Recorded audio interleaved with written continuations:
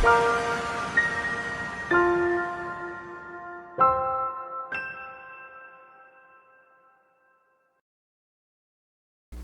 habang pinag-aaralan ko po ang sulat ni Pablo sa mga taga-Korinto, itong 2 Corinthians na series po natin, talagang sobrang laking po ito, yung pastoral and yung emotion ni Paul and yung weight ng letter niya.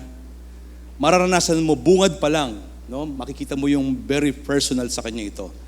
I think initially, nung simulang talakayin ni Pastor Aldrin itong series natin, ay nakita natin kung gaano katindi yung pinagdadaanan ng Apostol Pablo. Or maybe nabasa nyo ito at napag-aralan ng personal, makikita at malalaman nyo kung ano yung hugot ni Apostol Pablo sa kaniyang pagsulat dito.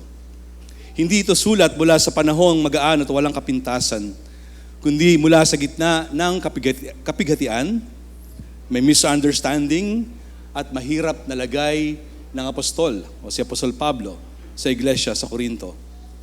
Hindi po ito simpleng letter na theological lamang. Ito ay isang sulat ng pastor na nasasaktan, umiibig, nagtatanggol ng katotohanan at nagsisikap maibalik ang mga taga-Korinto sa katapatan kay Kristo. At habang tinitignan natin ang kalagayan ng iglesia sa Corinto sa pagbubulay natin pong gagawin ngayon, mapapansin natin na hindi rin ito malayong realidad sa mga iglesia ngayon. Hindi po ito mahirap sagutin kung itatanong natin kung bakit. Dahil kahit tayo ng mga mananampalataya at bahagi ng church, dala pa rin natin dahil sa mga natitira pang kasalanan sa atin ang pakikibaka laban sa pride, worldly thinking, o maling pagtingin sa isa't isa, o higit na pagtingin sa sarili, at kahit sa kainaan, o maging maling tugon sa gitna ng kapighatian sa ating mga paglilingkod na ginagawa para sa church o sa ibang tao. Of course, hindi lang ito limitado sa ating church o sa church. By implication, makikita rin natin ito sa ating pamilya, sa ating mga relasyon, at sa iba't ibang lugar ng paglilingkod. Hindi lang issue sa church, kundi issues ng bawat mananampalataya sa lahat ng aspeto ng ating buhay. Madali tayong matuksong magduda sa kapwa. Alam niyo yun, maging makasarili o humusga ayon sa panlabas na inyo, lalo na kapag dumaraan tayo sa kahirapan.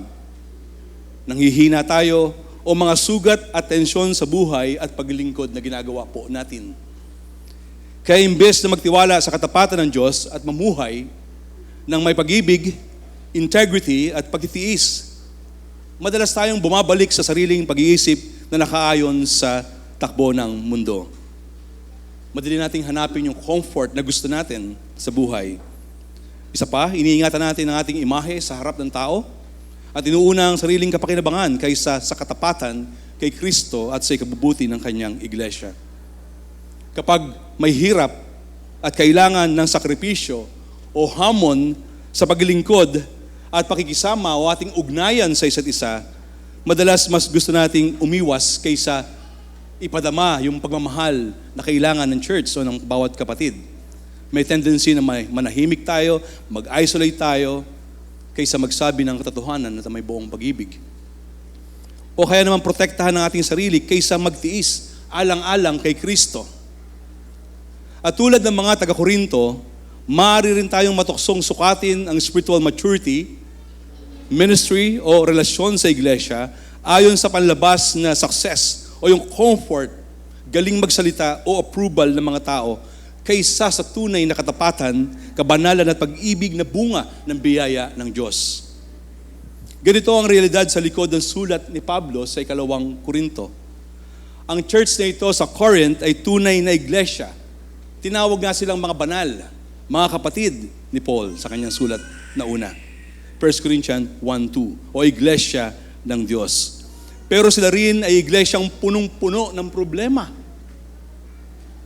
Kung saan pinapakita nito na kahit ang tunay na mga mananampalataya ay maaari pa rin mahulog sa kasalanan ng pride, pagkakahati-hati o fleshly thinking, makalaman na isipan at maling pagtingin sa ministeryo. Kaya nga lantad at makikita ang mga issue nila. Pagkakampi-kampi, I'm referring to 1 Corinthians, pride, toleration of sin, lawsuits, abuse of Christian liberty, disorder in worship, 1 Corinthians 11-14 chapter, at doubt sa resurrection, kaya may chapter 15. Napakalaking paalala nito sa atin ngayon. And for sure, as individuals and as a church, hindi man katulad ng mga taga-Korinto, pero hindi rin tayo perfect church. Of course, walang ganong, siyempre. At napaka-posibleng at this point in time, may mga bit-bit tayong mga burden sa puso, mga sugat ng karanasan, tensyon na ating iniisip o damdamin, o alalahanin na dala natin sa loob ng church, o karanasan natin mismo sa church. If I may say, sa iba't ibang paraan, even more, hindi lang sa loob ng church, maging sa labas ng iglesia, sa ating pamilya, at sa ibang mga tao. Pero ang paalala ng Ebanghelyo, yes, tinubos na tayo ni Kristo mula sa kapurasahan at kapangyarihan ng kasalanan. And we praise God for that. Pero hindi pa tapos ang Espiritu Santo sa kanyang patuloy na gawain ng pagpababago o pagbabago sa atin. Why? Of course, buhay pa tayo. Narito pa tayo sa mundo. Nakikipag-ugnayan pa tayo sa bawat isa. Kaya't patuloy niya tayong hinuhubog sa kabanalan, katapatan, pag-ibig at pagiging katulad ni Kristo. Ang ating paglago bilang mga mananampalataya, ang ating sanctification ay hindi instant, kundi isang patuloy na proseso ng biyaya galing sa Diyos. At ito ay sama-sama nating dinaraanan sa loob ng iglesia ni Kristo, yung tunay na iglesia ni Kristo. At dito natin yan sa church lalong mararanasan, magiging makabuluhan kung saan matetest ang ating katapatan, yung ating katotohanan sa ating sinasabi sa paglakad pananampalataya natin. Kaya habang totoo na may mga kahinaan, may sugat at problema pa rin sa loob ng church, dahil sa natitira pang kasalanan sa atin, na bumubuo sa church, totoo ring hindi tayo pinababayaan ng Diyos dahil kay Kristo. Dahil tapat siyang kumikilos upang baguhin tayo sa pamamagitan ng kanyang salita at espiritu. At iyon ay nakaka-amaze na karanasan. Binibigyan niya sa atin sa loob ng church. At sa ating teksto ngayon, ipapakita ni Apostol Pablo na kahit ang tunay na paglingkod kay Kristo ay may kasamang sufferings, afflictions, kapighatian, kahinaan, at masalimuot na relasyon sa loob ng iglesia. Maaari pa rin makapamuhay tayo na kahit ganoon, maaari pa rin tayong makapamuhay na may integridad. Maaari pa rin tayong makapamuhay ng sincero at mapagmahal na puso dahil tapat ang Diyos kay Kristo at siya'y patuloy na kumikilos sa kanyang mga lingkod at sa kanyang iglesia mismo. Kahit may mga ganoong klaseng negatibo na kakaharapin tayo, hindi tayo hinahayaan o pababayaan ng Diyos kay Kristo.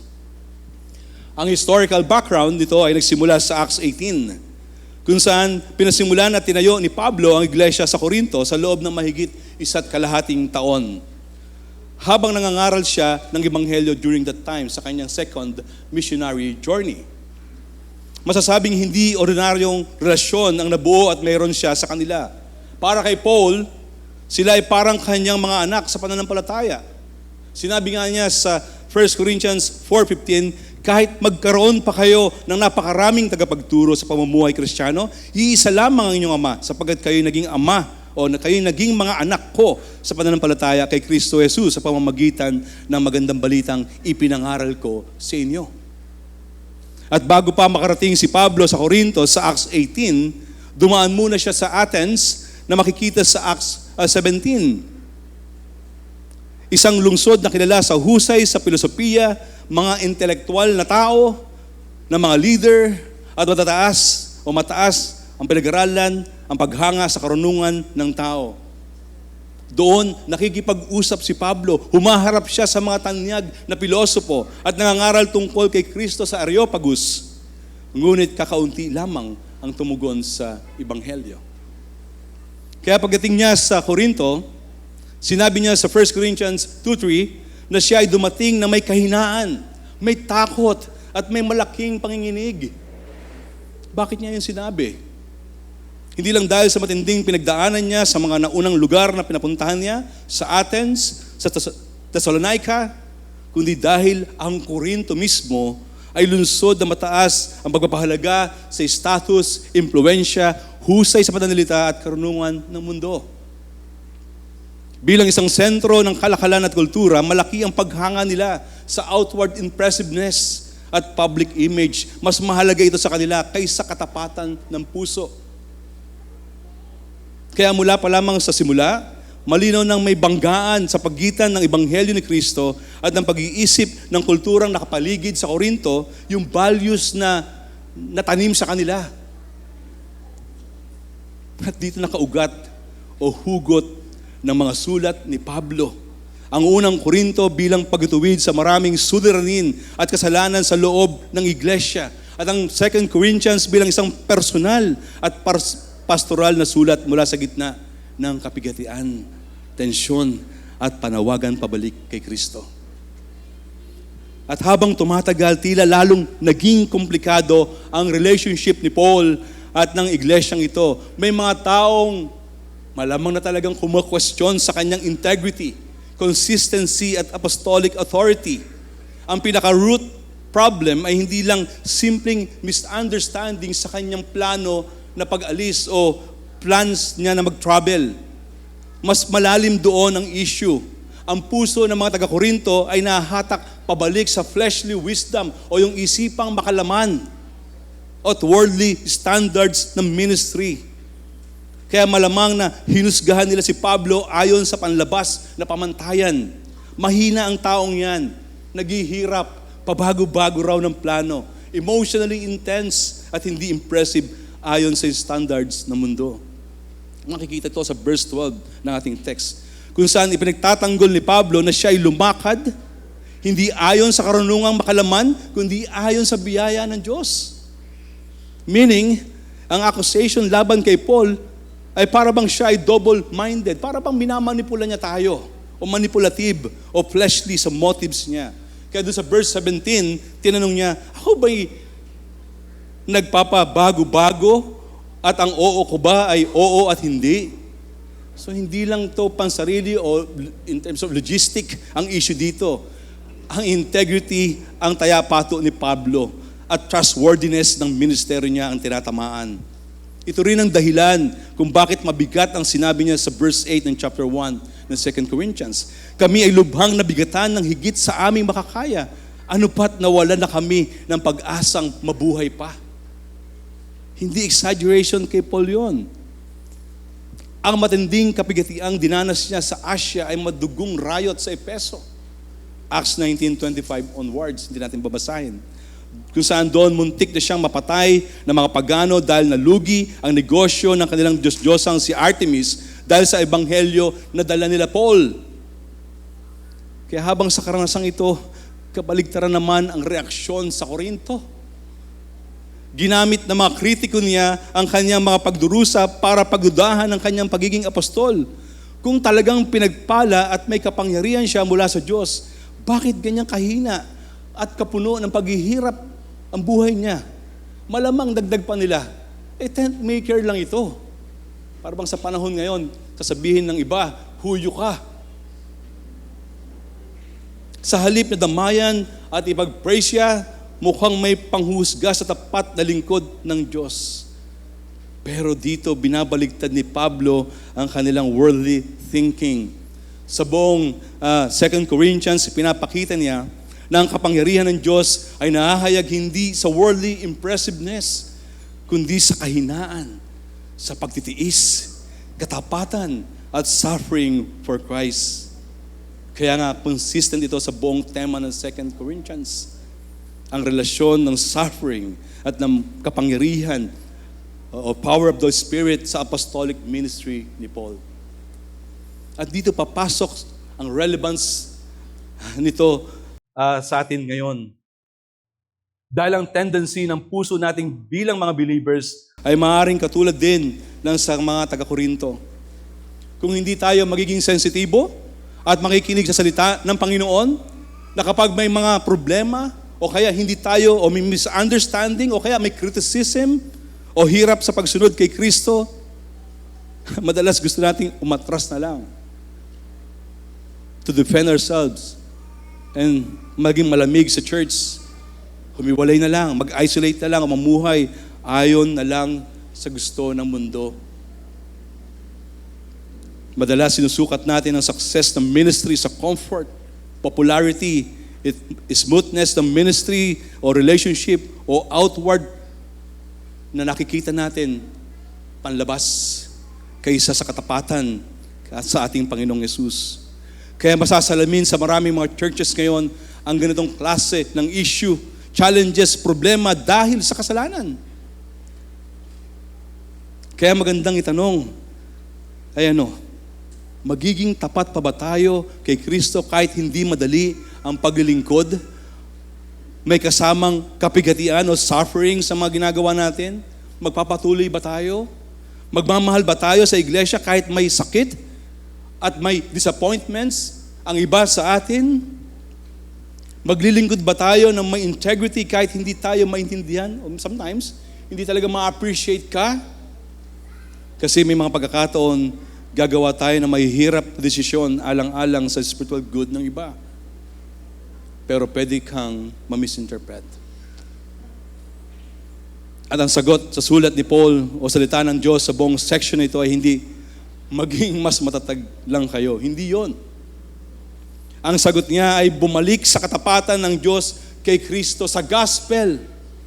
Dahil ang Diyos ay tapat at ang kanyang mga lingkod ay maaaring mamuhay pa rin na may integridad, kabanalan, pag-ibig, nagpapatuloy sa pagtitiis kahit sa gitna ng sakit at kapagyatian kasama ng paglilingkod. Not necessarily sa church, binanggit ko na kanina, kahit sa lahat ng larangan ng ating paglilingkod na ginagawa. Tingnan natin ang ilang mga points o reminder na niready ko sa sermon po na ito. Meron dyan sa inyong mga handouts, yan po ang ating susundan. Unahin na po natin yung point 1. Binanggit ko dito, ng tunay na paglilingkod ay may integridad at sinseridad na mula sa Diyos. Tingnan natin yung verse 12 to 14. So dito, nagsisimula si Pablo sa section ito, hindi pagdepensa agad ng kanyang trouble plans, kundi sa paglalatag ng pundasyon ng kanyang ministeryo. Ang kanyang malinis na budhi sa harap ng Diyos. Sa gitna ng mga akusasyon laban sa kanya, nais niyang ipakita na ang kanyang pamumuhay at paglingkod ay hindi pinapatakbo ng makasariling motibo o pandaraya o yun nga, fleshly wisdom, kundi ng biyaya ng Diyos. Sa verse 12, ang sabi rito sa ang salita ng Diyos na salin, ito ang aming pinagmamalaki at ito ang patotoo ng aming mga budhi sapagkat namuhay kami sa sanlibutan ito na sumasagana para sa inyo ng may dalisay na layunin at may katapatan sa Diyos. Hindi sa pamamagitan ng karunungang pantao, kundi sa biyaya ng Diyos. Papapansin natin agad na ang pagmamalaki ni Pablo ay hindi pagyayabang sa sarili. Hindi ito prideful self-exaltation. Ang kanyang boasting ay ang patotoo ng kanyang budhi sa harap ng Diyos. Meaning kahit marami ang nagdududa sa kanya, meron siyang kapanatagan na alam ng Diyos ang tunay niyang motibo at paraan ng kanyang paglilingkod. Para bang kapag narinig natin, di ba, sa isang tao, sabihin niya, nasaksi ko ang Diyos, para lang sabihin na totoo yung sinasabi niya. Parang ganun yung gusto sabihin ni Paul, di ba? Hanggang na makita ang integrity ni Paul dito ay hindi pagiging perpekto, kundi pagiging tapat at taos-pusong sincero sa harap ng Diyos. Hindi niya sinasabing wala siyang kahinaan o pagkukulang, pero sinasabi niyang no mixed motive ang kanyang layunin.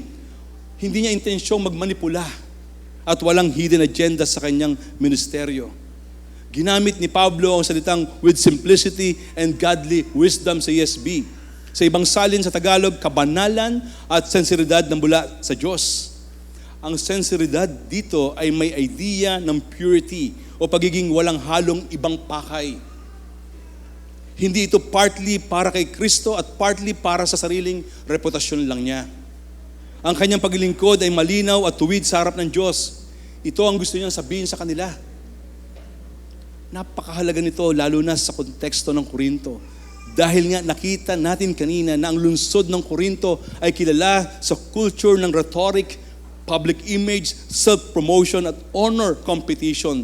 Bakit? Sa Greco-Roman world, maraming traveling teachers at philosophers ang gumagamit ng eloquence at charisma. Ayon na rin sa mga pag-aaral na nauna po dito. Pero para magkaroon, alam niyo yun, yung selfish motive, magkaroon sila ng mga followers, magkaroon sila ng financial gain. Kaya ang sinasabi, isa sa mga sinasabi laban kay Pablo, baka isa rin siyang manipulative leader na hindi mapagkakatiwalaan. Pero anong sabi niya? Hindi ayon sa karunungang makalaman, kundi ayon sa biyaya ng Diyos. Ang pinanggagalingan niya, yung hugot niya, ang fleshly wisdom ay tumutukoy sa worldly mindset at paraan ng pamumuhay. Isang uri ng karunungan na marunong mag-manipulate, magpalusot at mag-adjust ng katotohanan para protektahan ang sarili. Ito ang wisdom ng mundo na inuuna ang self-preservation. Parang yung mga politiko lang na may mga sabit sa mga flood control project. Napakagaling dumepensa. So, kaysa faithfulness kay Kristo. Sa madaling salita, ito ang paraan ng pag-operate ng nakasentro sa sarili, hindi sa Diyos. Pero again, ang ministeryo ni Pablo ay hindi nakasandal sa human cleverness, kundi sa biyaya ng Diyos. Makikita rin natin ito sa sulat niya sa mga taga-Thessalonica. 1 Thessalonians chapter 2, verses 3 to 5. Ang pangangaral ni Pablo ay hindi mula sa maling motibo, panlilinlang o kasakiman. Sa halip, ito'y mula sa Diyos na siyang nagtiwala sa kanila na ipahayag ang Ebanghelyo. Hindi sila nangaral upang magpasikat o magbigay lugod sa tao, kundi upang magbigay lugod sa Diyos na sumusubok ng mga puso. Parehong emphasis ito ng 2 Corinthians chapter 1. Ang tunay na ministeryo ay hindi performance para sa approval ng tao, kundi faithfulness before the Lord. Gayon din sa 2 Corinthians 4:2. Itinakwil namin ang mga bagay na kahiya-hiya at lihim. Hindi kami gumagamit ng pandaraya ni binabaloktot man ang salita ng Diyos. So dito makikita natin, very consistent si Paul. Ang integridad sa ministeryo ay hindi optional add-on, kundi bahagi ng tunay na gospel ministry. Kaya nga malaking paalala ito sa amin sa mga nasa pastoral ministry.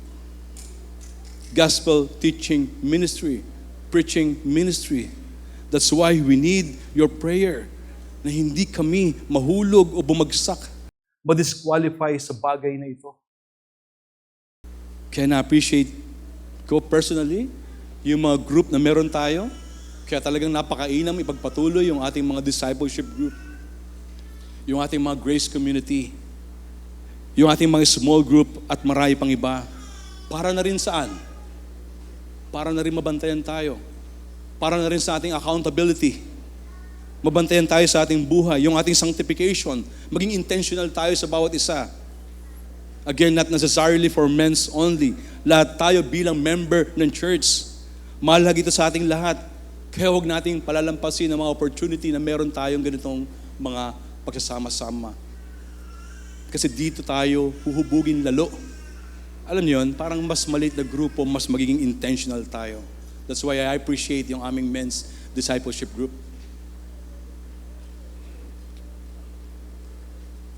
At napakaganda rin pansinin na sinabi ni Pablo, ituloy lang natin, lalo na sa inyo. Ibig sabihin, mas naging evident ang sincerity ni Paul sa iglesia sa Corinto dahil sa mas personal at malapit na relasyon niya sa kanila. Hindi detached ang kanyang ministeryo. Hindi siya parang religious professional na basta nagtuturo lang ng doktrina. Totoong nagmamalasakit siya sa kanila. Kaya mas ramdam nila dapat ang kanyang katapatan at pag-ibig. Pagdating sa verse 13, ang sabi dito, ang sinulat namin sa inyo, ay yun lamang kaya ninyong basahin at unawain. Gayunpaman, hindi pa rin ninyo kami lubos na maunawaan. Isa ito sa sagot ni Paul sa mga accusation laban sa kanya. Posibleng may nagsasabi talaga sa kanya na inconsistent yung taong yan. Na iba ang sinasabi niya sa publiko kaysa sa private life niya. Pero malinaw ang kanyang pahayag. Transparent ang kanyang ministeryo, walang double messaging, walang hidden agenda. Ang kanyang buhay, ang kanyang liham ay consistent, hayag sa Diyos bilang saksi sa kanyang budhi. At ito ang isa sa pinakamahalagang katangian ng tunay ng Christian ministry. Ang consistency ng ating buhay kasama na ng ating mensahe. Mapapribado man o publiko, parehong dapat nakikita ang katapatan natin sa Diyos. Hindi sapat at tama ang ating theology. Don't get me wrong. Napakahalaga po nito. Kundi, kung hindi naman trustworthy ang ating buhay. Hindi sapat na marami tayong alam sa theology kung wala namang integrity. Otherwise, that is the very contradiction of right theology and doctrines. Right doctrine must always lead to right living. Orthodoxy without integrity is hypocrisy. Sabi ng isang Puritan na si William Gurnall, knowledge may make thee a scholar, but not a saint. Orthodox, but not gracious. Theology is not just about having the right categories in our minds. As Gurnall said, knowledge can make us scholars, but not saints. The true measure of right doctrine is a life of integrity. Live faithfully before God. Napakalaking paalala nito. Hindi lang sa mga pastor o mga leaders, kundi sa ating lahat. Primarily sa mata ng Diyos, ganun din sa ganun din sa church at sa mga tao, makita ito sa atin. Ang ating sincerity sa ministeryo at ang ating integrity dito ay napakahalaga. Dito ang sinasabi din ni Pablo kay Timoteo sa 1 Timothy 4:16. Bantayan mong mabuti ang iyong sarili at ang iyong turo. Kaya nga hindi lamang doctrine ang binabantayan natin, again, kundi pati ang ating mga buhay. Dahil magkasama ang karakter at teaching sa tunay na ministry at paglilingkod na ating mga ginagawa. Verse 14, kayo'y aming pinagmamalaki, gaya rin naman na kami inyong pinagmamalaki sa araw ng Panginoong Hesus. So sa kabila ng tensyon at misunderstanding, dito hindi inaalis ni Pablo ang kanyang pagmamahal sa kanila. Grabe ito si Paul. Hindi niya sila itinuring na simpleng problema. Nakita pa rin niya sila bilang bahagi ng kanyang kagalakan sa araw ni Kristo. Mapapansin din natin dito na eschatological ang pananaw na ni Paul. O dito. Ang ultimate validation ng kanyang ministeryo ay hindi nakasalalay sa public opinion na sasabihin ng mga tao noong panahon niya, kundi sa araw ng Panginoong Hesus, kung saan doon ipapakita kung tunay na faithful ang kanyang paglilingkod at confidence siya rito. Nabubulol ako. So confidence si Paul doon. Wow! Nagbibigay sa kanya ng lakas upang manatiling sincere kahit misunderstood siya.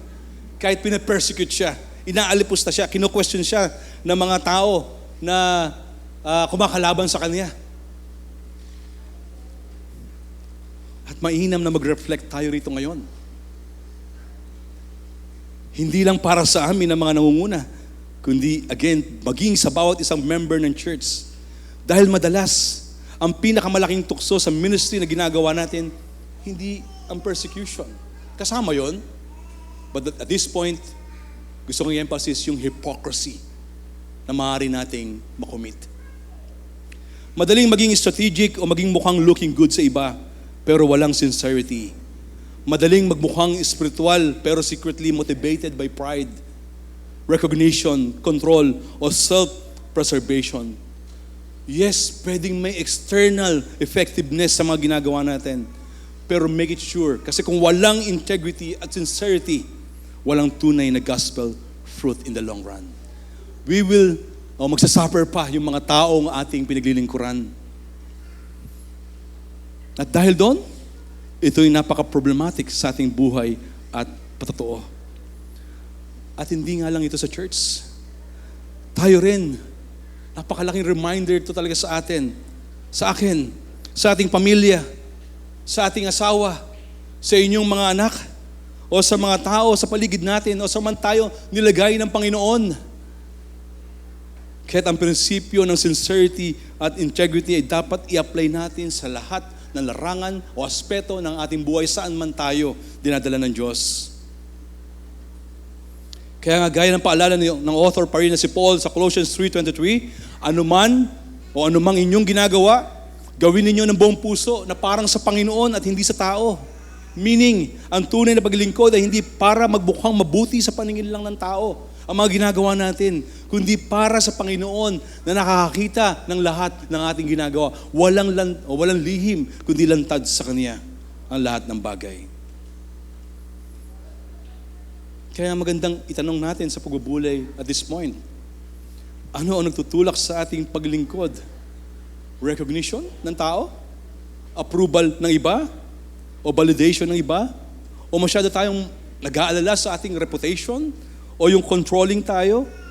O tunay bang sa biyaya ng Diyos ang pinanggagalingan ng ating mga ginagawa? Kapag walang nakakita, sincere pa rin ba tayo? Kapag hindi na-appreciate, mananatili pa rin ba tayong tapat sa lahat ng ating ginagawa? Kapag misunderstood, nagpapatuloy pa rin ba tayo sa pag-ibig at katapatan? Dahil ang tunay na integridad at sinseridad ay hindi nakadepende sa sasabihin ng tao, kundi sa presensya at harap ng Diyos. Sa tahanan man, sa trabaho, sa ministry, sa relationship, at sa iglesia. Kasi siya ang tunay na nagmamasid sa lahat ng ating ginagawa. At kung ang Diyos ang audience, hindi natin kailangan mag-perform para sa tao, kundi mag-minister tayo ng tapat para sa kapurihan lamang niya, para sa kanyang kadakilaan lamang niya. Sa panahon ngayon, kung saan madaling gumawa ng imahe at magpanggap o magpakitang tao, social media lang, di po ba? Facebook lang, makikita na natin yan. Kaya't pinapaalalahanan tayo ng salita ng Diyos na mas mahalaga ang malinis na budhi kaysa sa maganda nating reputasyon lang. Pero higit sa lahat ng ito, ituturo tayo nito kay Kristo. Dahil si Jesus mismo ang perpektong larawan ng integrity and sincerity. Ni walang pandaraya na lumabas sa kanyang bibig, walang halong hypocrisy sa kanyang buhay. Hindi siya naglingkod para sa approval ng tao, sa sasabihin ng tao, kundi para sa kalwatian lamang ng Ama na nagsugo sa kanya. Hindi siya gumawa ng anumang kasalanan o nagsinungaling kailanman. 1 Peter 2:23. At ang integridad na hiningi ng Diyos ay perpektong nakita kay Kristo. At sa pamamagitan niya, kung tayo nasa Kanya, binabago rin niya ang Kanyang mga lingkod upang mamuhay tayo confidently na siya yung gumagawa sa atin. Upang mamuhay tayo confidently na may integrity and sincerity before God. Kaya naman kay Kristo tayo higit na titingin sa ating buhay. Hindi sa atin o anumang kaya nating gawin, kundi sa natapos na niyang ginawa sa krus. Dahil ang tunay na gospel ministry ay hindi bunga ng fleshly wisdom, kundi ng biyaya ng Diyos kay Kristo. Kaya kung tayo man ay naging people pleasers, or even at this point, ganito ang motivation mo, o baka hypocritical, manipulative, o self-centered sa ating paglilingkod, may biyaya kay Kristo upang magsisi, tumanggap ng kapatawaran at magbago.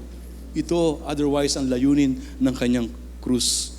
Kaya't kung tayo'y sumasala at this point, kasama ako, repent of our sin and look to Jesus. Sapat ang biyaya niya, patatawarin niya tayo, lilinisin niya tayo, babaguhin niya tayo.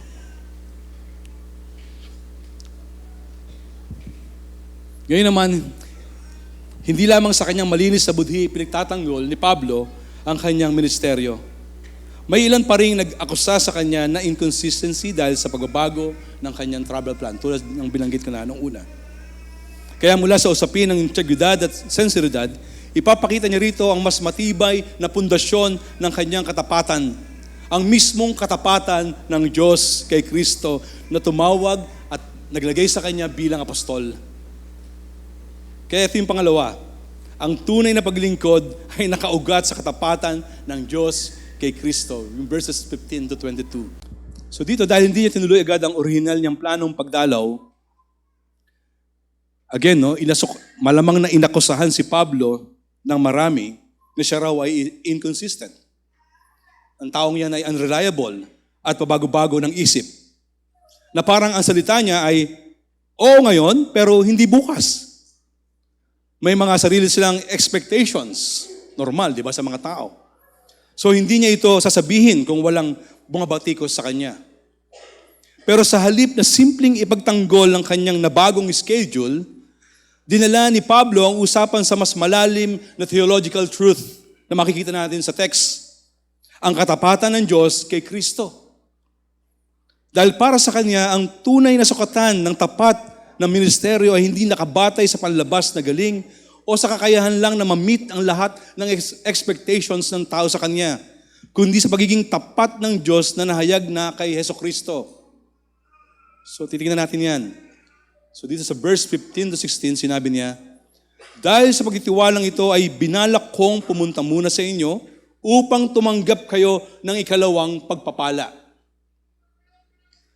So makikita rito na ang original plan ni Paul ay dumaan sa Corinto bago siya pumunta ng Macedonia. At muling babalik sa kanila pagkatapos ng Macedonia. Ang balak niya ay isang double visit upang 2 beses silang, ang sabi ng text, mapalakas o mapagpala. Mapalakas spiritually. Sa MBB, upang 2 ulit kayong pagpalain. Nang sabihin ni Pablo na binalak niyang pumunta upang sila'y tumanggap ng ikalawang pagpapala, ipinapakita niya na ang kanyang pagdalaw ay isang ministry opportunity at hindi yon pabigat o burdens sa kanya. Why? Kasi yung presence ni Paul every time na nagpupunta siya sa kanyang travel o yung journey niya, ay laging para sa kanilang spiritual encouragement at pagpapalakas. Yun yung laging layunin ni Paul sa kanyang ministeryo. Ang tono niyang ito dito ay parehong-pareho sa sinulat niya sa Romans 1:11 and 12. Ang sabi dito, sapagat nais ko kayong makita upang maibahagi ko sa inyo ang ilang kaloob na espiritual upang kayo'y mapalakas. Kitang-kita rito ang puso ng isang tapat na lingkod. Kapag ang isang pastor o leader na nakasentro kay Kristo ay nagpaplano para sa iglesia, ang motibo niya hindi kung paano siya magiging komportable lang o kakabig sa pangsarili, kundi paano lalago ang pananampalataya ng mga Kristiyano o ng iglesia. So ganito lagi ang puso ni Paul sa ministry. Hindi self-promotion, kundi spiritual strengthening ng church. Yun yung kanyang laging pakay. At panalangin ko na naway ganito nyo nakikita at nadarama ang pangunguna at paglilingkod ng inyong mga elders. Aminado, syempre kami, hindi perfect. Far from that. Pero naway nakikita nyo na kami umaasa lamang sa grasya ng Diyos kay Kristo. Kaya kung meron man kaming ipagmamalaki, ay ito lang yon. Ang grasya ng Diyos na siyang nagbibigay ng lakas at katapatan sa aming paglilingkod. Hindi sa kakayahan namin o sa karunungan, kasi hindi namin talaga kayang gawin to kung sa sarili lang namin. Tanging sa grasya lamang ng Diyos. Tulad na sinabi ni Pablo sa 1 Corinthians 15:10, ngunit dahil sa biyaya ng Diyos, ako'y o kami o tayo, naging ako, at ang kanyang biyaya na binigay sa akin ay hindi nawalan ng kabuluhan. And in Galatians 6:14, ngunit ang aking, o mas personal, o ang aming pinagmamalaki ay ang krus ng ating Panginoong Hesukristo. Walang iba. Kaya naman ang prayer ko at sigurado akong panalangin din ng bawat isa sa amin, ng mga elders, Panginoon, ito po nawa ang lagi mong ilagay sa aming mga puso. Maging tapat kaming palagi at umasa sa iyong biyaya at kay Kristo lamang, hindi sa aming sarili. Ito yung prayer namin. Prayer ko personally. At least ay nakikita nyo yung ganoong klase ng katapatan sa lahat ng aming ginagawang paglilingkod.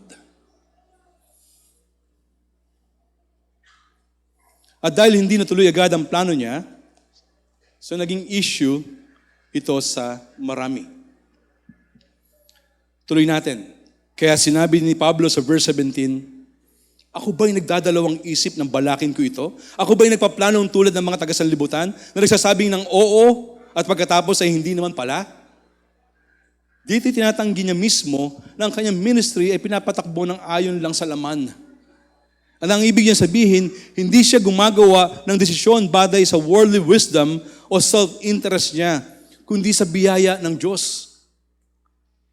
Hindi tulad ng mga worldly-minded na inuuna ang sariling, again, reputasyon lang o personal advantage. Hindi fleshly wisdom ang nagdidikta kay Paul. At mahalagang maunawaan na hindi sinasabi ni Pablo na bawal baguhin ang plano. Ang issue rito, again, ay motive at integrity. Ang pagbabago ng plano ay hindi otomatikong kasinungalingan. May mga pagkakataon na ang tunay na pag-ibig ay marunong maghintay or umiwas muna o mag-adjust alang-alang sa spiritual good ng iba na makikita rito sa ating pinag-aaralan. At sa katunayan, malalaman natin mamaya sa verses 23, chapter 2 hanggang 4, o verse 4, makikita natin na hindi agad pumunta si Pablo upang, ang sabi doon, spare you, o spare sila, para maiwasan ng isa pang painful visit. Sa ganon, bigyan sila ng pagkakataon na tumugon sa kanyang sulat, na ang layunin ay hindi lalong lumala ang sakit ng kanilang relasyon, kundi magkaroon ng panahon para sa repentance at restoration. Pero bago pa man niya ipaliwanag yon, ginawa muna niya ang isang napakahalagang theological connection. Sa verse 18, sinabi niya, kung paanong ang Diyos ay tapat, gayon din ang aming salita sa inyo, ay oo kung oo at hindi kung hindi.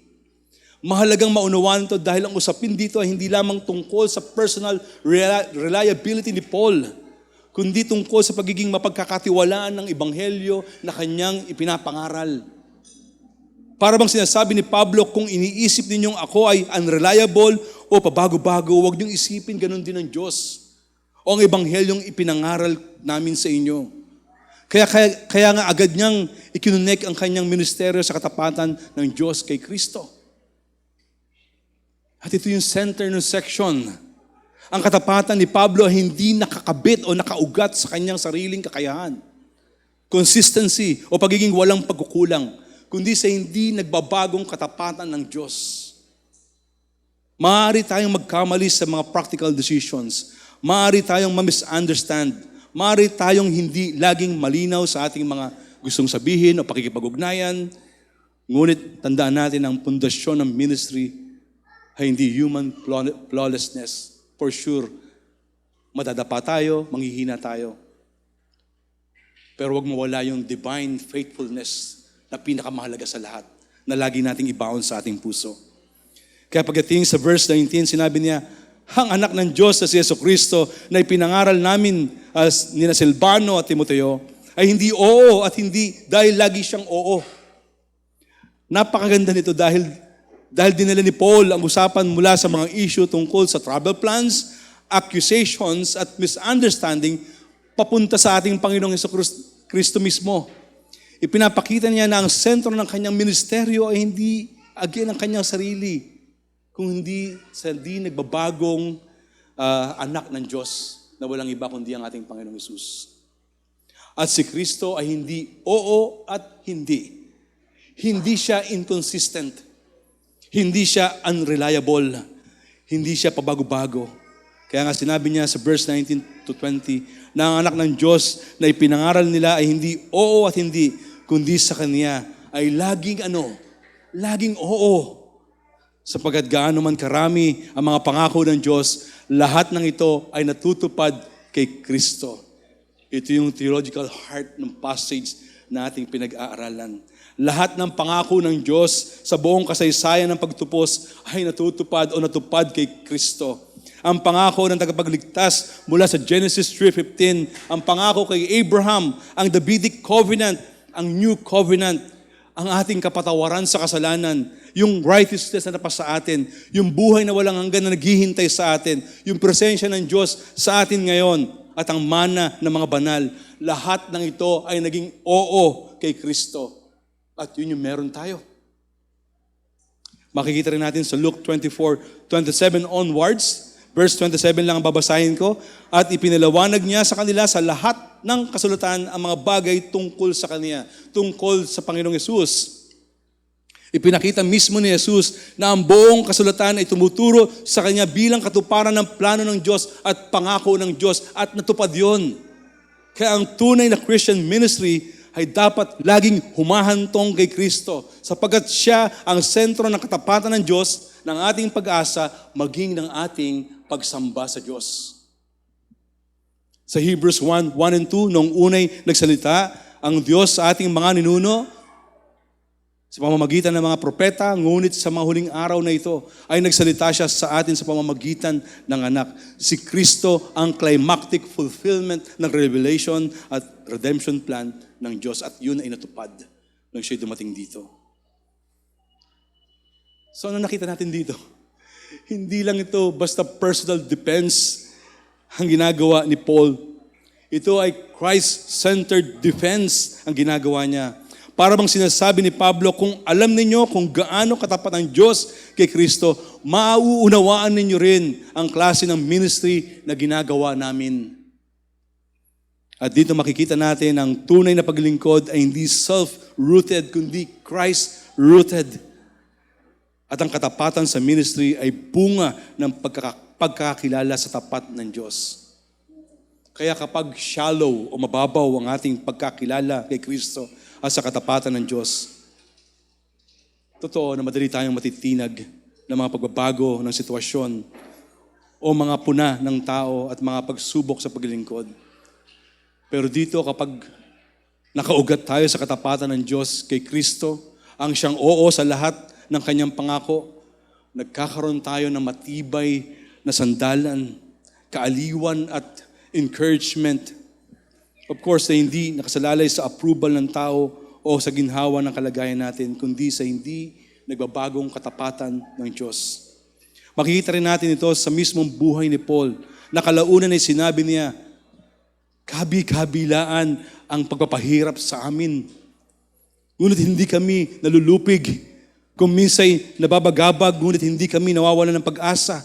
Inuusig kami, ngunit hindi pinababayaan. Napapatumba kami, ngunit hindi lubusang na ilulugmok. 2 Corinthians 4:8-9. Pero hindi ibig sabihin na hindi siya nakaranas ng pagod, sakit o discouragement. Obviously, yun nga yung kanyang nararamdaman. Sa katunayan, nakita natin yan sa sulat na ito, na mayroong kasamang luha, kapigatian, at matinding paghihirap ng puso. Yung sinabi dun sa ating text, chapter 2, verse 4 ng 2 Corinthians. Pero hindi siya bumigay. Sapagkat ang kanyang buhay at ministeryo ay nakahugat hindi sa sarili niyang lakas, kundi sa katapatan ng Diyos mismo kay Kristo. At hindi lang yon. Sinabi pa niya, kaya sa pamamagitan niya ay nasasabi rin natin ang amen sa kaluluwalhati ng Diyos. Napakahalaga po nito. Sapagkat hindi lamang si Kristo ang oo ng lahat ng pangako ng Diyos. Siya rin ang dahilan kung bakit tayo ngayon bilang kanyang church ay nakakasagot ng amen sa katapatan ng Diyos. Dahil natupad at natitiyak kay Kristo ang lahat ng ipinangako ng Diyos, maaari tayong sumampalataya at yun ang ginagawa natin, magtiwala at sumamba ng may buong katiyakan na ang ating amen ay bunga ng pagkilala na ang Diyos ay tapat sa lahat ng kanyang sinabi o sinasabi at ginawa kay Kristo. Yung salitang amen ay nangangahulugang sinasabi natin, oo Diyos, tunay nga, tiyak na mangyari, o ganito nga. Hindi lang to parang formula o sa dulo ng prayer natin o sa pangwakas na salita sa panalangin o nakasanayang salita lang natin. No. Ito ay pagpapahayag ng pananampalataya at pagtitiwala sa totohanan at katapatan ng Diyos. Kaya sa kontekstong ito, ang amen ng iglesia higit pa sa simpleng pagsang-ayon. Ito ay sama-samang tugon ng pagsamba ng bayan ng Diyos sa lahat ng kanyang pangako na natutupad sa Panginoong Hesus. At mapapansin natin ang dulo ng lahat ng ito para sa kalwatian ng Diyos. Pinapakita ni Paul na ang layunin ng mga pangako ng Diyos ay hindi lamang para sa ating pagpapala, yes, kaaliwan, yes, katiyakan, oo. Ang sukdulang layunin ng pagtubos ay ang kalwatian ng Diyos mismo. Kaya kung tuwing tayo nagtitiwala sa mga pangako ng Diyos, tuwing sinasabi natin ang Amen kay Kristo, at tuwing namumuhay tayo sa pananampalataya sa Kanyang katapatan, ang resulta ay pupuri sa Kanya at kalwatian ng Diyos. Amen? Amen? Ayun. Ito ang isang bagay na kulang at minsan at nahihiya tayong sabihin o i-express sa church. Sa prayer namin ni Pastor Derek yesterday, at nabanggit niya, i-advise natin yung church kasi para bang ang mahiyain natin magsabi ng amen. At napapansin ko na din ito. At malamang tayo rin o kayo rin. Madalas tayong matipid sa pagsasabi ng amen. Pero kung naiintindihan natin kung ano talaga ang ibig sabihin nito, hindi natin ito ikahihiyang sabihin. Hindi lang para magpapansin tayo, no. Again, ito ay tugon ng pananampalataya sa katotohanan ng Diyos. Para bang sinasabi natin, tunay nga o Diyos. Bigla ko tuloy naalala, yung sermon minsan ni Pastor Eric sa kanilang church, ay talagang sumasagot yung mga tao, Amen, Amen. Pag nakikita nila at nalalaman nila na todo na nga yung pasok na nga sa puso ang tindi na nga nung sermon Pero, alam niyo yun, parang wala lang. Of course, hindi natin sinusukat dun sa labas. But my point is, ba't tayo matipid sa pag-amen kung kumbinsido tayo na iyon ay oo. At katuparan, di po ba? Kaya isa itong corporate response of faith and worship natin sa Diyos. Kaya huwag tayong mahiyang magsabi ng amen, mga kapatid. Kapag ang totohanan ng Diyos ay pinapahayag, ang mensahe ay malinaw na naririnig, ang mga pangangaral ay bumabaon sa puso ninyo, huwag kayong mahiya, huwag tayong mahiya na sabihin, yes, Lord. Amen. Hindi dahil kailangan itong gawin sa bawat pagkakataon, kundi dahil kapag tunay nating nakita ang katapatan ng Diyos kay Kristo, natural na umaapaw ang puso sa pagsang-ayon, pananampalataya at pagsamba sa ating Diyos. Amen? Wow, praise God! Na-test ka agad, di ba? Then in verse 21 to 22, nakikinig po pala kayo. Ang sabi dito ng talata, at ang nagpapatibay sa amin kasama ninyo kay Kristo, at nagpahid sa amin ay ang Diyos. Siya rin ang naglagay ng kanyang tatak sa atin at nagbigay ng Espiritu sa ating mga puso bilang garantiya. Napakayaman ang sinasabi dito. Una, sinabi niya, ang nagpapatibay sa amin ay ang Diyos. Ibig sabihin, ang perseverance at faithfulness ng believers ay ultimately gawa ng Diyos sa atin. Hindi dahil sa determinasyon natin. Siya ang nagkaloob, siya ang nag-anoint, siya ang nag-seal at siya ang nagbigay ng Espiritu bilang garantiya ng ating katiyakan. Ito ay mahalaga lalo na sa gitna ng ministry hardship o mga paglilingkod na ginagawa natin. Dahil kung sariling lakas lang ang aasahan natin, obviously manghihina tayo. Ngunit ang Diyos mismo ang nagpapatibay sa kanyang malingkod at sa kanyang iglesia kay Kristo. Ikalawa, sinabi niyang pinahiran tayo. Sa ESV, has anointed us. Ito ay language ng consecration at empowerment. Tulad ng mga hari, pari at propeta noon, pinapahiran para sa kanilang calling. Ang mga mananampalataya ay binigyan ng Espiritu, lalo ngayon, na malinaw natin nakikita para mamuhay at maglingkod kay Kristo. Ikatlo, tinatakan tayo. Ang seal ay tanda ng pag-aari at security. Ang mga mananampalataya ay pag-aari ng Diyos, hindi pag-aari ng mundo, hindi pag-aari ni Satan. Makikita rin ito sa Ephesians 1:13-14. Kayo'y tinatakan ng ipinangakong Espiritu Santo na siyang garantiya ng ating mana. So ang Espiritu Santo ay tanda na ang Diyos ay tapat at tutuparin ang kanyang pangako. Iingatan tayo hanggang wakas at dadalhin sa atin ang ganap na kaligtasan na inilaan niya sa atin. At ikaapat, ibinigay ang Espiritu bilang, again, garantiya. Meaning, yung guarantee o deposit ay first installment. Ang presence ng Spirit ngayon ay assurance na darating ang full inheritance natin sa hinaharap. So kapansin-pansin na ang lahat ng ito, again, ay pumapatungkol at nagpapatibay sa atin sa katapatan ng Diyos kay Kristo. Kung tayo ay na kay Kristo, panghawakan mo ito, nasa iyo ito. Kaya nga napakalaking encouragement dito sa atin. Dahil ang faithfulness natin kay Kristo ay hindi nakasalalay lamang sa higpit ng kapit natin sa Kanya, kundi sa katapatan ng Diyos na siya mismong humahawak sa atin at yun yung ating kumpiyansa, mga kapatid.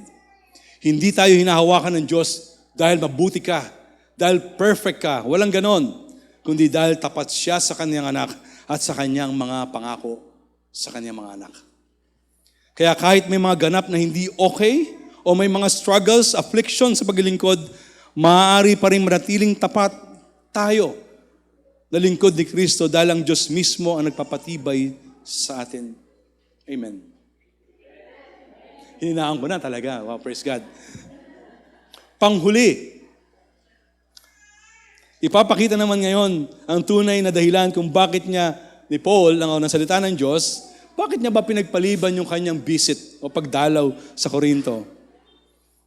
At dito natin lalo makikita na ang tunay na paglingkod ay hindi lamang tapat sa katotohanan, kundi may pusong tunay na nagmamahal para sa kanyang church. Ang tunay na paglilingkod ay may pusong mapagmahal para sa iglesia. Ang sabi ng verse 23, ngunit tinatawagan ko ang Diyos bilang saksi sa aking kaluluwa na kaya hindi muna ako pumunta sa Korinto ay upang hindi maging mabigat sa inyo. Ano kaya ibig sabihin nun? Napakabigat ng language na ginamit niya rito. Tinatawag niya ang Diyos bilang saksi upang patunayan na ang kanyang motibo ay hindi pride, hindi pang sarili, hindi para i-defense lang yung sarili niya. Ipinapakita ni Paul na ang kanyang mga desisyon sa ministry ay ginagawa niya sa harap ng Diyos at alang-alang sa spiritual good ng church ng Korinto. At ano ang dahilan kung bakit hindi mo na siya pumunta? So sinabi na doon sa talata, upang hindi maging mabigat sa inyo. O gaya ng ibang translation, to spare you. Ibig sabihin, alam ni Pablo na kung pupunta siya agad sa kalagayan nila noon, maaaring kailanganin niyang dumating na may mabigat na pagsaway at pagdisiplina. Kaya ang kanyang paghihintay ay hindi tanda ng kahinaan, kundi tanda ng pastoral love at wisdom kay Paul. Hindi niya gustong lalong lumalim ang sugat at tensyon sa relasyon nila. Kaya nilinaw niya agad sa verse 24, hindi sa kami naghahari sa inyong pananampalataya, kundi kami mga kamanggagawa ninyo para sa inyong kagalakan. Napakaganda nito. Pinapakita ni Paul na ang tunay na ministry ay hindi tungkol sa control o ego o domination. Hindi niya ginagamit ang kanyang apostolic authority upang palakihin o itaas ang sarili niya. Sa halip, layunin niyang tulungan silang manatiling matatag kay Kristo at lumago sa tunay na kagalakan ng kanilang pananampalataya. Kaya pagdating sa chapter 2 verse 1, sinabi niya, sapagkat ipinasya kong huwag na munang pumunta riyan upang hindi kayo muling madulutan ng kalungkutan. Ibig sabihin, ayaw niyang ang susunod nilang pagkikita ay mapuno ng mabigat na confrontation at sorrow lang. Kumbaga, hindi siya detached o walang pakialam na leader. Nasasaktan siya dahil mahal niya ang church na ito. Then in verse 2, dahil kung dudulutan ko kayo ng kalungkutan, sino pa ang aaliw sa akin? Hindi ba't kayo rin? Makikita rito kung gaano kalalim ang relasyon ni Paul sa kanila. Ang kanyang kagalakan ay konektado sa spiritual condition ng mga mananampalataya rito. Kapag sila ay matigas ang puso at lumalayo kay Kristo, obviously nasasaktan si Pablo. Pero kapag sila ay lumalakad sa katotohanan, nagagalak siya. Ito ang puso ng tunay na shepherding. Pusong tunay na nagmamahal sa pamilya ng Diyos. Kaya sinabi niya sa verse 3, Kaya sumulat muna ako sa inyo noon upang sa pagpunta ko riyan ay hindi ako mabigyan ng lungkot ng mga taong dapat sana'y magpapasaya sa akin. Sapagkat natitiyak kong ang aking kagalakan ay kagalakan din ninyong lahat. Anong ibig sabihin nito? Ang layunin ng kanyang sulat ay restoration before confrontation. Gusto niyang magkaroon muna ng pagsisisi at pagtutuwid upang pagdating niya ay joyful fellowship ang mangyari. Hindi mabigat na disiplina. Sa case na ito, pinili ni Pablo na mauna ang restoration bago ang confrontation. Ang sulat niya ay pastoral step na tugma pa rin sa prinsipyo ng Matthew 18. Bago siya dumating, alam niyo na maaring magdala ng mas mabigat na confrontation kung dadating siya kagad, pinili niyang magsulat para magkaroon sila ng pagkakataon sa repentance at restoration. Hindi niya inaalis rito yung confrontation, of course. Sa halip, inaantalan niya ito upang bigyan ng pagkakataon ang pagbabago ng puso. At kung walang repentance mula sa kanila, yes, obviously, darating ang confrontation sa kanyang pagbisita. Kaya't ang ginawa niya ay preventive discipline. Restoration muna para pagdating niya ay yun nga, magkaroon sila ng joyful fellowship, hindi mabigat na disiplina. Ipinapakita nito na yung pastoral wisdom ni Paul na mas mahalaga ang tunay na pagbabago o yung repentance na mangyari sa puso ng mga taga-Korinto at kagalakan ng pananampalataya kaysa agarang confrontation. Of course, gagawin yon kung kinakailangan na. Ang sabi doon, na magdadala sa kanila ng malaking kalungkutan. Kaya malinaw pa rin dito na ang disiplina sa iglesia ay laging nakaugat sa layunin ng restoration. Ang confrontation ay darating kung kailangan, kung walang repentance. At ang puso ng ministeryo ay palaging ang layunin natin, ang tao, ang isang mananampalataya ay magsisi sa kanyang kasalanan at manumbalik sa kagalakan ng kanyang relasyon kay Kristo at sa church. Then in verse 4, makikita ang emotional climax sa section na ito. Ano ang sabi doon sa talata? Ang puso ko'y puno ng kalungkutan at pag-aalala ng sulatan ko kayo. At maraming luha ang tumulo habang sinusulat ko iyon. Sumulat ako sa inyo hindi upang kayo dulutan ng kalungkutan, kundi upang ipadama kung gaano kalaki ang aking pagmamahal sa inyo. Napaka-explicit po nito. Hindi theoretical o emotionless ang ministry ni Paul na pinapakita rito. Mayroong kapighatian, may anguish, emotional burden. Ang sabi doon, maraming luha. Try to imagine, di ba? Parang, grabe. At bakit siya sumulat ng ganon? Again, binanggit sa talata, hindi upang kayo'y palungkutin, kundi upang malaman ninyo ang pag-ibig na higit kong taglay para sa inyo. Napakahalaga nito. Ang pagsaway ng isang tapat na lingkod ay hindi bunga ng irritation, kundi ng pag-ibig. Ang kanyang firmness ay hindi kabaligtaran ng compassion, kundi mismong ebidensya at expression nito. Dahil ang tunay na pag-ibig ay hindi kailanman pwedeng maging indifferent o walang pakialam sa kasalanan.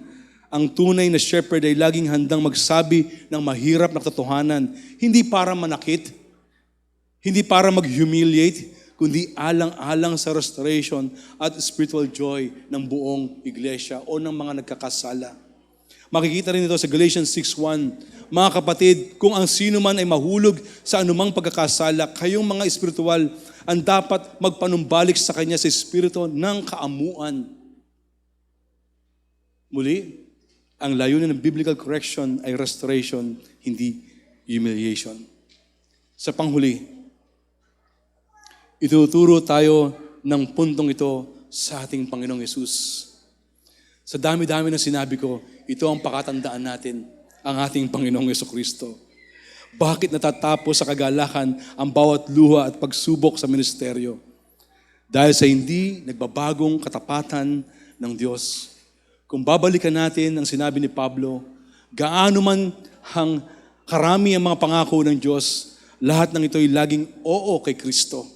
At dahil ang Diyos ay tapat, siya ang nagpapatibay, Siya ang nagpahid at nag-seal sa atin ng Espiritu Santo bilang garantiya na tatapusin niya ang kanyang sinimulan sa kanyang mga anak.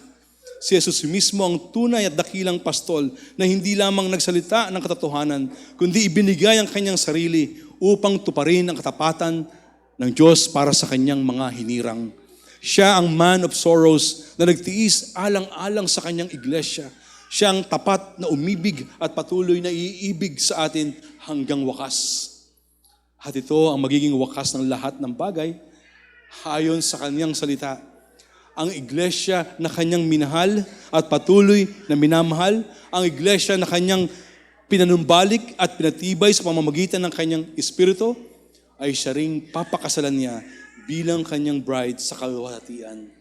Gaya ng sinasabi sa Revelations 19:7, magalak tayo at magsaya at magbigay ng kalwalhatian sa Kanya sapagkat dumating na ang kasalan ng kordero at ang kanyang bride ay nahanda na. Kaya't ang bawat correction na may luha at pag-ibig ay hindi hiwalay sa dakilang layunin at plano ng Diyos. Ang ating mga kapaghatian, ang ating mga paghihirap, bahagi ito ng paghahanda ng iglesia para sa araw ng kasalan, ang ating joyful union sa ating Panginoong Hesukristo magpakailanman.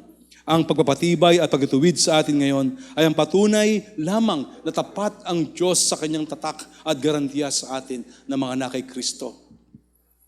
Ito ang hamon at paalala sa bawat isa sa atin na mga mananampalataya. Kung si Pablo ay nagministeryo ng may sincerity, transparency at pag-ibig dahil nakatuon siya sa katapatan ng Diyos, lalo na tayong mga tinawag na maglingkod sa isa't isa ng may integridad at compassion sa ating mga pamilya, sa ating iglesia at sa ating komunidad at sa iba pang mga tao, lalo na sa pagdadala at pagbabahagi nitong Ebanghelyo ni Kristo. Nang sa ganoon, kung ano yung nararanasan, nakagalakan at nararamdaman mo, marami pang tao ang makaalam at makaranas din ng gayon. Ang tunay na ministeryo ay hindi pamumuno para sa sariling kapakinabangan, kundi pagiging katuwang upang ang lahat ay lumago at magalak sa pananampalataya kay Kristo. At sa bawat correction, sa bawat pagsawahi, sa bawat luha ng isang pastor o ng shepherd o ng mga lingkod niya, tandaan natin, lahat ng ito ay ginagamit ng Diyos upang hihanda tayo sa kasalan ng kordero. Kaya't magpatuloy tayo sa paglilingkod na may sinseridad at integrity, hindi tayo mabibigo. Dahil ang nagpapatibay sa atin ay ang tapat na Diyos. At ang ating wakas ay hindi kalungkutan, mga kapatid, kundi ang walang hanggang kagalakan kay Kristo, ang ating bridegroom. Kaya napakahalaga na kung nakikinig ka ngayon, at kung wala ka pa kay Kristo, wala ka pa sa church, huwag mong palampasin ang pagkakataon na makita ang kagandahan ng Ebanghelyo. Si Kristo lamang ang makapagliligtas at sa Kanya natin mararanasan ang tunay na kagalakan, kapatawaran, at buhay na walang hanggan. Naway matagpuan mo siya ngayon at maranasan ang kagalakan na hindi kayang ibigay ng mundong itong ating tinitirhan ngayon. At mapabilang ka sa iglesia ni Kristo na totoo at tunay dahil sa Panginoong Yesus kung iyong pagsasampalatayanan. Mga kapatid, ang bawat luha ng isang lingkod, gaya ng pinakita ni Paul, ay rooted sa pag-ibig. Hindi para magdala ng hiya, kundi para ihanda tayo bilang bride of Christ.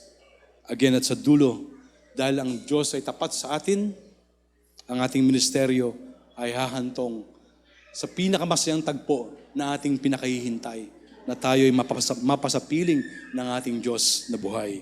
Ang kagalakan walang hanggan dahil sa ating Panginoong Hesukristo. Amen? Let's pray.